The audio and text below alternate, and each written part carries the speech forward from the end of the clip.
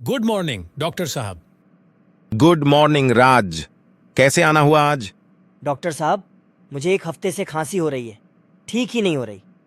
अच्छा, और कोई लक्षण? बस हल्का बुखार और थोड़ी कमजोरी महसूस हो रही है। ठीक है, गहरी सांस लो। लगता है आपको श्वसन संक्रमण हो सकता है। मुझे कुछ टेस्ट करने होंगे ताकि पक्का हो सके। टेस्ट? क्या ये गंभीर है? अभी चिंता करने की जरूरत नहीं है। ये कुछ मामूली भी हो सकता है, लेकिन बेहतर होगा कि पुष्टि कर ली जाए। फिलहाल मैं आपको कुछ दवाइयां लिख देता हूं। धन्यवाद डॉक्टर साहब, मैं टेस्ट तुरंत करवा लेता हूँ। बहुत बढ़िया।